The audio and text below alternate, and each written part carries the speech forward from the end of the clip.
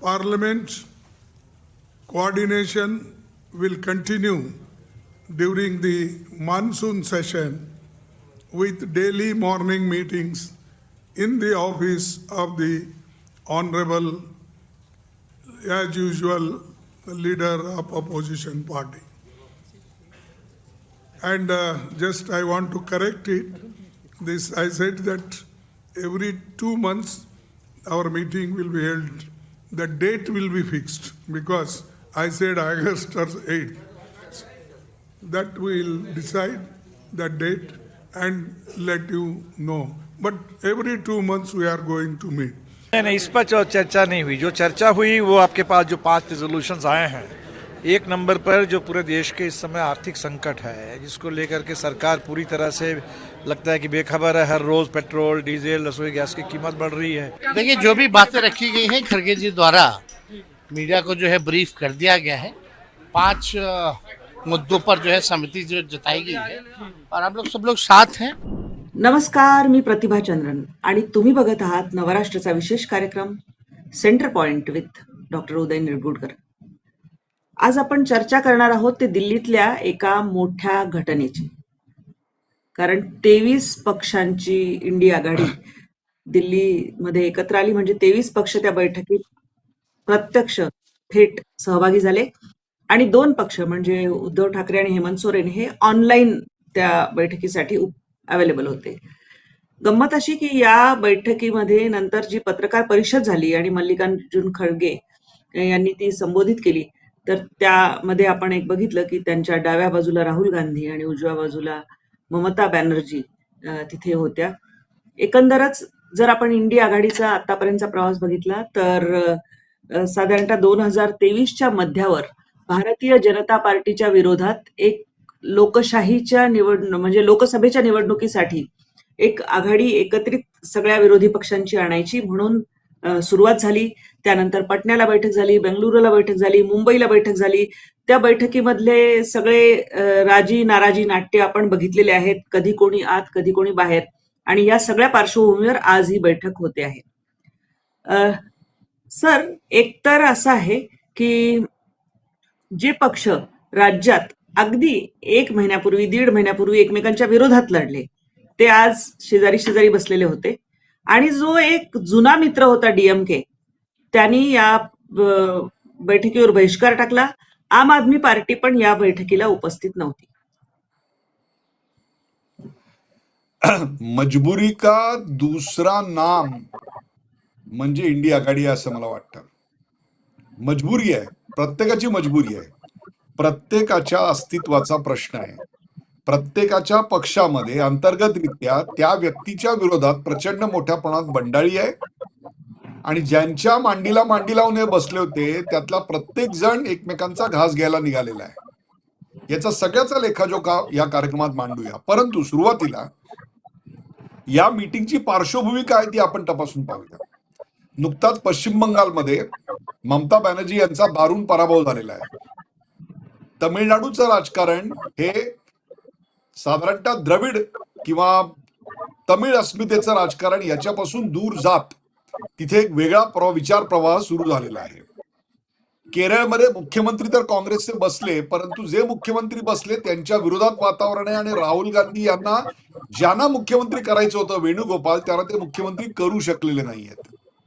आसाममध्ये संपूर्णपणे तिसऱ्यांदा भारतीय जनता पक्षाची सत्ता आली आणि पुदुचेरीमध्ये 5व्यांदा आली। याच वेळेला द्रमुकनी काँग्रेसची साथ सोडली। याचं कारण काँग्रेस विजयी झालेल्या जोसेफ यांच्या बरोबर गेली आणि त्याच्या बदल्यात त्यांनी राज्यसभेची 1 जागा आपल्या पदरात पाडली। या इंडी बैठकीचं तुम्ही टायमिंग बघा काय आहे। मोदी सरकारला आता उद्या नरेंद्र मोदी यांच्या सरकारला नेहरू यांच्यापेक्षा सुद्धा जास्त कार्यकाल अशा स्वरूपाचा एक ऐतिहासिक क्षण इथे येत असताना बरोबर टायमिंग साधत अपोजिशननी एकत्र येत ती न्यूज मारण्याकरता म्हणून ही बैठक ठेवली की काय अशी शंका वाटावी असं वातावरण आता आहे।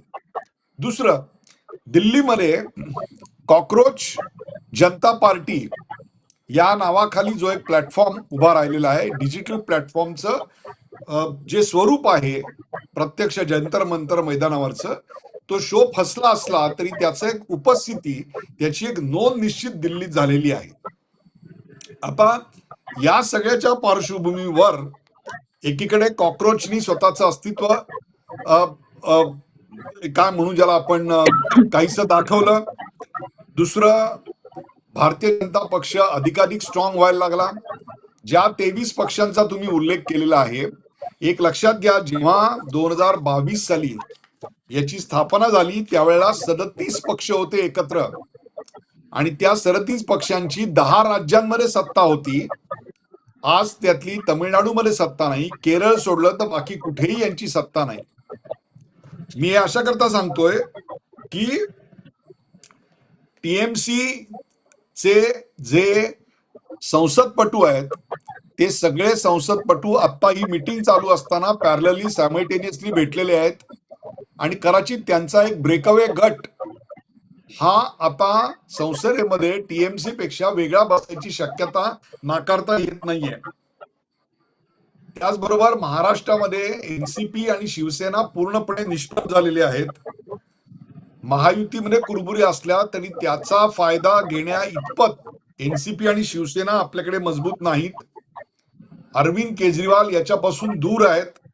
ममता बॅनर्जी यांनी काल त्यांची भेट घेतली, त्यांना मनवायचा प्रयत्न केला, द्रमुकला फोन केले, द्रमुकला मनवायचा प्रयत्न केला, तरी देखील ते दोघं बदलेले नाहीत. आणि 2024 पासून ज्या प्रकारचं वातावरण पेटवायचा प्रयत्न होतोय त्याचाच हा एक पुढचा भाग. आणि या वेळचं स्क्रिप्ट कोणी लिहिलं असेल तर ते ममता बॅनर्जी यांनी लिहिलं. याचं कारण ममता बॅनर्जी यांचा दारून नुसता पराभव झाला नाही तर त्यांचा पक्ष आता अस्तित्वाच्या उंबरठ्यावर उभा आहे. त्यामुळे ममता बॅनर्जी यांनी सगळ्यांना बोलवलं. ज्या राजीव गांधींच्या बरोबर त्या बसलेल्या होत्या त्यांचं नेतृत्व त्यांना काय मान्य आहे नाही आहे हे आपल्या सगळ्यांना माहिती आहे. त्या कार्यक्रमाच्या स्थळी राहुल गांधी यांच्याबद्दल अरविंद केजरीवाल काय म्हणले होते, ममता बॅनर्जी काय म्हणल्या होत्या, या सगळ्याची पोस्टर्स प्रच्छन्नपणे तिथे लावलेली होती. आपल्या अपयशापासून जनतेचं लक्ष विचलित व्हावं आणि आजच्या काळामध्ये सुद्धा आम्ही कालसुसंगत कालसंदर्भ आहोत हे दाखवण्याकरता हा सगळा प्रयत्न होता. अधिक प्रश्नांची उत्तर देताना मी बाकीच्या गोष्टी सांगेनच, पण याच्यानंतर जी प्रेस कॉन्फरन्स झाली त्यांनी तर माझी फार करमणूक केली. याचं कारण त्याच्यात 5 मुद्दे घेऊन आले. मल्लिकार्जुन खरगे यांनी काय ज्या 4-5 गोष्टी सांगितल्या त्यातली पहिली गोष्ट अशी आहे की त्यांनी सांगितलं आम्ही या राज्यांच्या 5 राज्यांच्या ज्या निवडणुका झाल्या त्याच्यात जे मतदान झालं त्याच्यामध्ये जे घोटाळे झालेले आहेत त्याच्यामध्ये जी धांदली झालेली आहे त्याच्याकरता आम्ही चीफ जस्टिसना पत्र लिहिणार आहोत. म्हणजे मला तुम्ही सांगा, अहो केरळामध्ये कोणाचं सरकार आलं, म्हणजे केरळामध्ये आपलं सरकार आलं ते गैरमार्गाने आलं याची कबुली तुम्ही त्या पत्रात देणार आहात का? म्हणजे तुमचं सरकार आलं तर वोटिंग बरोबर होतं आणि तुमच्या विरोधात जर मत गेलं तर ते वोटिंग बरोबर नव्हतं, ती मतदार यादी बरोबर नव्हती, वगळलेली नावं गैर होती. अशा प्रकारची रचना जर तुम्ही मांडत असाल तर केरळमध्ये नेमकं तेच केलेलं आहे. मग केरळ मधलं बरोबर होतं असं म्हणायचं असेल तर केरळ वगळून तुम्हाला लिहावं लागेल. मग असं सिलेक्टिव्ह कसं काय करणार? त्यामुळे हे पत्र हे लिहिणं याच्यासारखी दुसरी बकवास गोष्ट आहे असं मला काही वाटत नाही. आणि 2022ला जेव्हा हे स्थापन झालं त्यावेळीची सिच्युएशन पूर्णपणे वेगळी होती. आत्ताची सिच्युएशन पूर्णपणे वेगळी आहे. आता इंडिया आघाडी ही अधिक विस्कळीत आहे, अधिक तुटक आहे.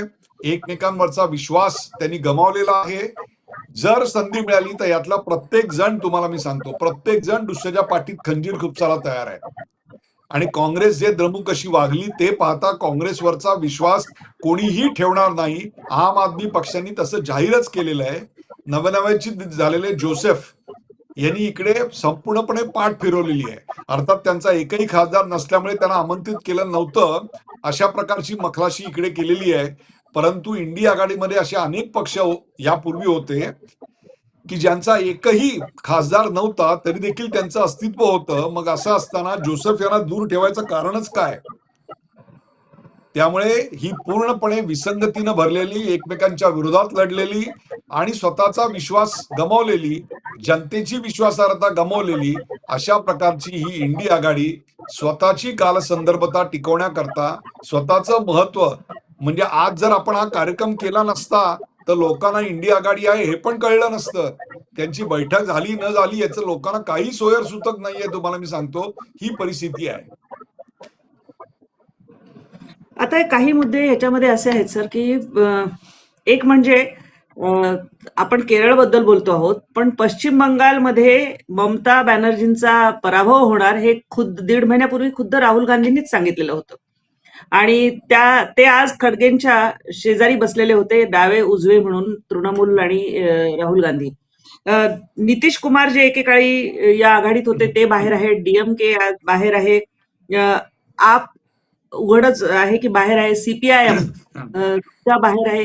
कारण आणि आणखी एक महत्वाचा मुद्दा असा येणार आहे की फक्त 2029च्या लोकसभा निवडणुकीच्या दृष्टीने तयारी आणि मग यामध्ये जे 5 मुद्दे त्यांनी चर्चेला आणले, जसा पहिला मुद्दा हा निवडणुकीच्या संदर्भातल्या घोटाळ्याचा म्हणा, धांदली त्यांना जी वाटते त्याबद्दलचा होता. तसा दुसरे मग त्यांनी सगळे महागाई, बेरोजगारी, नीटचा आत्ताचा जो ताजा मुद्दा आहे, असे 5 मुद्दे आणून त्यावर एकत्रित काम कुठेतरी विरोधी पक्ष म्हणून करतील असं वाटतंय का? शून्य शक्यता आहे. तुम्हाला मी सांगतो, यांची विश्वासार्हता सुद्धा नाहीये. यांच्यातले क्रॅक्स काय आहेत बघा. आसाममध्ये आपनी लोकसभेचे 3 कॅन्डिडेट काँग्रेस बरोबर आता जुळवून घेता येत नाही, त्यांच्या खेळखंडोबाला आम्ही कंटाळलो असं सांगून दिलेले आहेत. आता तो खेळखंडोबा संपला असं आपचं म्हणणं आहे का? पंजाबमध्ये आम आदमी पक्षाने आम्ही स्वतः एकट्याच्या बळावर लढणार आहोत असं जाहीर केलेलं आहे. आता विधानसभाच्या निवडणुका तिकडे येत आहेत, त्याच्यात आप आणि काँग्रेस एकत्र येणार आहेत का? तर ते एकत्र येणार नाहीयेत. दुसरी गोष्ट, गुजरातमध्ये निवडणुका आहेत, गुजरातमध्ये आम आदमी पक्ष आणि काँग्रेस एकत्र येणार आहेत का? तर ते एकत्र येणार नाहीयेत. युपीच्या निवडणुका आहेत, उत्तर प्रदेशामध्ये समाजवादी पक्ष आणि काँग्रेस एकत्र येणार आहे का? आणि मागच्या वेळेसारखी यूपी के लडके अशी कॅम्पेन फेल्युअर गेलेली पुन्हा बघायला मिळणार आहे का? त्या दोघांची जॉईंट प्रेस कॉन्फरन्स त्यावेळेला होणार होती, ती सुद्धा झालेली नाहीये. त्याच्यानंतर तुम्हाला सांगतो, पश्चिम बंगालमध्ये तृणमूल काँग्रेसने एकला चलोरेची भूमिका घेतलेली होती. तिथे पश्चिम बंगालमध्ये काँग्रेस वर्सेस टीएमसी आणि Congress versus TMC versus left अशी फाईट झाली. तर केरळमध्ये काँग्रेस वर्सेस लेफ्ट अशी फाईट झाली. आणि 2024 नंतर तसं पाहिलं तर उपराष्ट्रपती पदाच्या निवडणुकीच्या वेळेला त्यांना 39% मतं मिळाली होती. परंतु अंतर्गत विस्कळीतपणा, विरोधाभास, मोदी द्वेषानं पछाडलेले परिवारवादी पक्ष जे पूर्णपणे नाकारले गेलेले आहेत. त्यामुळे तुम्ही प्रत्येक पक्ष बघा, काँग्रेस हा परिवारवादी पक्ष, एनसीपी परिवारवादी, डीएमके परिवारवादी, आरजेडी परिवारवादी, शिवसेना परिवारवादी, समाजवादी परिवारवादी, टीएमसी परिवारवादी, नॅशनल कॉन्फरन्स जम्मू अँड काश्मीर तो सुद्धा परिवारवादी. त्यामुळे महत्वाकांक्षी नेते आणि त्यांचा स्वार्थ याच्यामुळेच आज तुम्ही मला सांगा यांचं त्यांच्या राज्यात काय स्टँडिंग आहे. हेमंत सोरेन, वायको, हनुमंत बेनीवाल, मेहबूबा मुफ्ती मागच्या वेळेला चालू झाली त्यावेळेला त्यांच्याबरोबर कमल हसन सुद्धा होते. आज कमल हसन कुठे तेच आम्हाला कळत नाही. नितीश कुमारांना याचं अध्यक्ष पाहिजे होतं, म्हणजे 24 साली ते पंतप्रधानपदाचे दावेदार झाले असते, ते त्यांना देण्यात आलं नाही. आणि ते सोनिया गांधींकडे पुढच्या मीटिंगचं अध्यक्षपद गेल्यानंतर त्यांनी यांचा हात कधी सोडला ते त्यांना कळलंच नाही. आज या मीटिंग नंतर आता इथे जे 23 बसलेत त्यातले किती सोडून जातील हे सांगता येत नाही, अशी परिस्थिती आहे. आज या आघाडीमधनं मागच्या वेळेपासून नितीश कुमार गेले, आरएलडी गेलं, आरएलडी पण यांच्यामध्ये होतं, पण 2024च्या लोकसभा निवडणुकीच्या आधी ते पण सोडून गेले, डीएमके सोडून गेले. आणि आज डीएमकेनी ऍबसेंट राहताना ती जी कारणं दिलेली आहेत ती कारणं ही काँग्रेसच्या डोळ्यात झणझणीत अंधन घालणारी आहेत. झारखंड तिकडे अपसेट झाले, झारखंडमध्ये झारखंड मुक्ती मोर्चा अपसेट झालेला आहे, कारण काँग्रेसने राज्यसभेचा कॅन्डिडेट त्यांना न विचारता नॉमिनेट केला, त्याबद्दल त्यांची तीव्र नाराजी आहे. समाजवादी पक्ष यांनी या मीटिंगच्या आधीच एक वॉर्निंग दिलेली आहे की काँग्रेसला जर या आघाडीचं नेतृत्व पाहिजे असेल तर त्यांनी सर्वांना एकत्र करून एकत्र घेऊन जायची कला साध्य केली पाहिजे, तरच भाजपचा पराभव करता येईल. आणि ममता बॅनर्जी यांना तसं पाहिलं तर आता लोकसभेत जागा नाही, राज्यसभेत जागा नाही आणि तिथे विधानसभेत पण जागा नाही, ते कुठेच नाही आहेत. आणि हे जे इश्यू घेत आहेत हातात, SIRचा इश्यू ज्याचा निकाल सुप्रीम कोर्टाने लावलेला आहे, डिलिमिटेशन ते आता चर्चेला नाहीये, एज्युकेशन पॉलिसी त्याच्यावरचं झुरळ पार्टीचं जे आंदोलन होतं त्याचं काय झालं ते आपण पाहिलं. त्यामुळे वन नेशन वन इलेक्शन जर या येणाऱ्या पावसाळी अधिवेशनात आलं तर त्याला विरोध करता यावा, याच्याकरता हे सगळं आहे. पण या सगळ्यात सर्वात महत्वाचा मुद्दा आहे तो म्हणजे विश्वासार्हता काय आहे. आज जर यांच्या एकाची जरी विश्वासार्हता असती तर त्याच्या नेतृत्वाखाली सगळे एकत्र आले असते, परंतु कोणाचीही विश्वासार्हता नाही. काँग्रेसचं नेतृत्व त्यांनी का मान्य करावं, याचं कारण प्रत्येक निवडणुकीनंतर राहुल गांधी सोडून दुसऱ्या कोणाचा तरी चूक आहे अशा प्रकारचं नॅरेटिव्ह काँग्रेस टाकत जाते. हे करण्याचं सुद्धा आता शतक पूर्ण झालं. आपल्या निवडणूक हारण्याचं शतक राहुल गांधी यांनी पूर्ण केलेलं आहे. मग त्यांच्या समोर जे एकही निवडणूक हारलेले त्या शरद पवारांनी त्यांच्या हाताखाली का काम करावं. आज काँग्रेसची उत्तर प्रदेश, बिहार, तमिळनाडू आणि पश्चिम बंगाल इथून 225 पेक्षा जास्त लोकसभेच्या जागा आहेत, तिथे काँग्रेस शून्यवत आणि मृतवत आहे. मग असं असताना 10 राज्यात एकेकाळी सत्ता असणारा इंडिया आघाडी, ज्याची आज 2 राज्यात पण सत्ता नाहीये, त्याचं नेतृत्व राहुल गांधी यांच्याकडे केवळ त्यांच्याकडे 99 जागा आहेत आणि त्या 99 जागा असल्या तरी राहुल गांधी त्याचे सर्व आहेत असं आपल्याला केरळच्या मुख्यमंत्री पदाच्या निवडीवरनं दिसत नाही, अशोक गेहलोत यांच्या निवडीवरनं दिसत नाही. त्यामुळे काँग्रेसमध्येच राहुल गांधी यांच्या नेतृत्वाच्या विरोधात यापूर्वी G23 झालं, आता ते अधिक छुपेपणे चालू आहे. आणि चीफ जस्टिसला ते या गोंधळाबद्दल लिहित आहेत. त्या चीफ जस्टिसचे निर्वाचन अधिकारी पश्चिम बंगालला मालद्याला पाठवलेले होते, त्यांची अवस्था काय झाली होती, त्यांचा जीव वाचवता वाचवता मध्यरात्रीपर्यंत सर्वोच्च न्यायालयाच्या सर्वोच्च न्यायाधीशांना मध्यरात्रीपर्यंत काय तारेवरची कसरत करायला लागली होती, हे सगळं आपण पाहिलेलं आहे.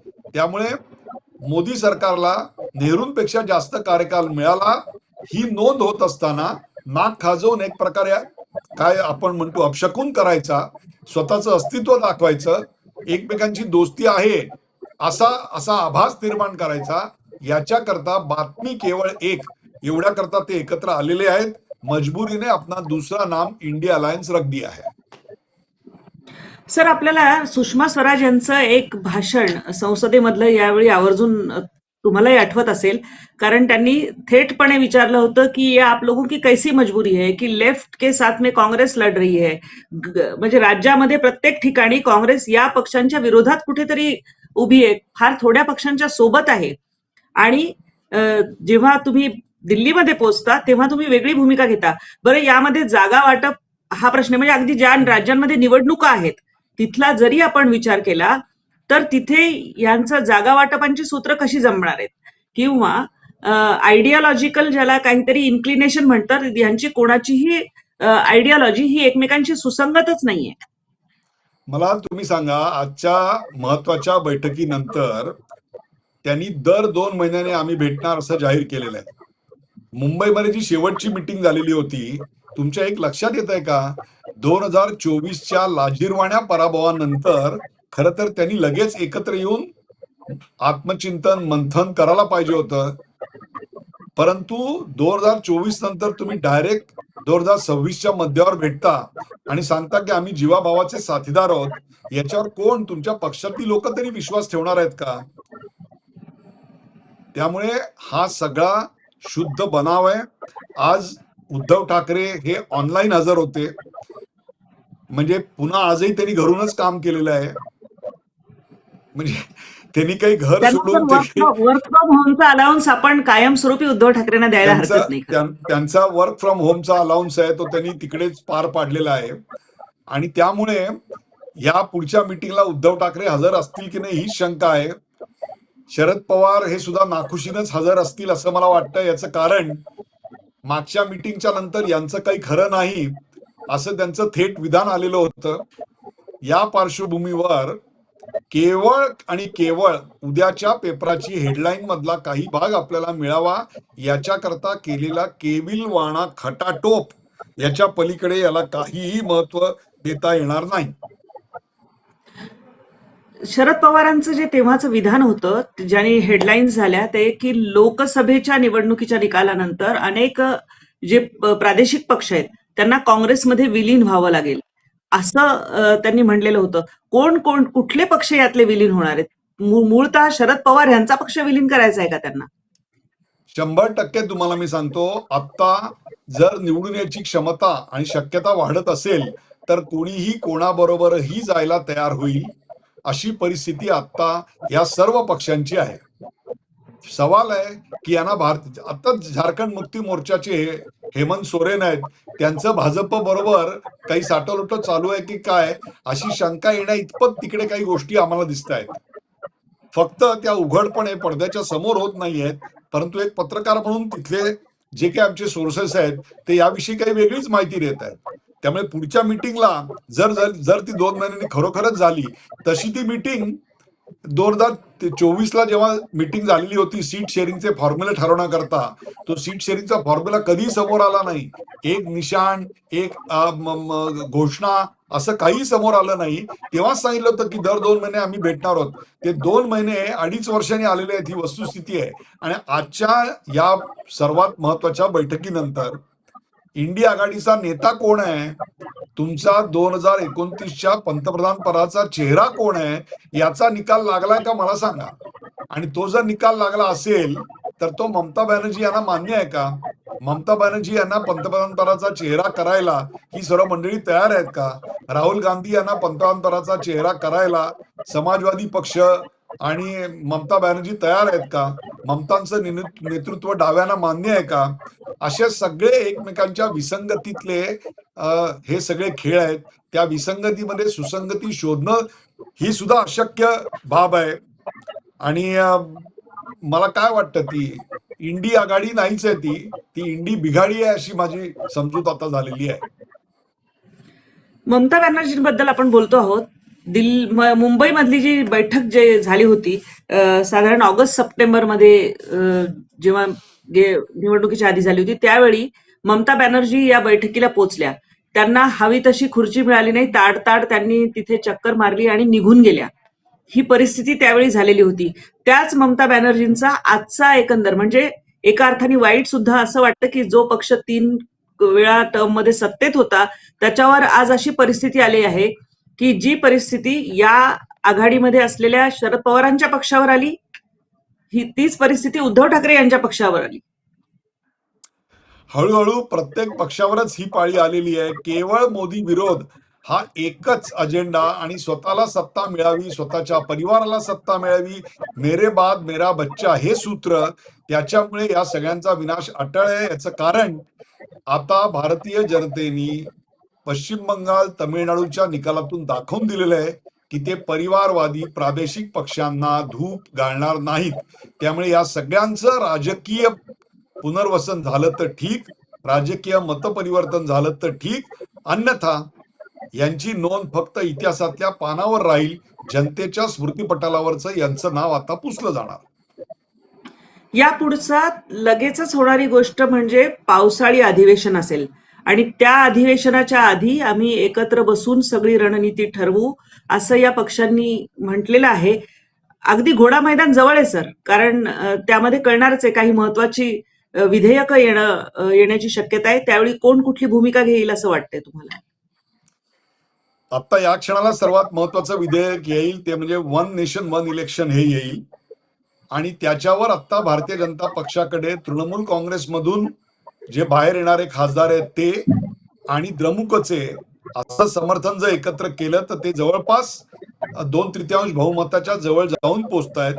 त्यामुळे आता या क्षणाला या आघाडीच्या काही लोकांना ते स्वतःकडे खेचून घ्यायचा प्रयत्न करतील अशी परिस्थिती काही फार येणार नाही.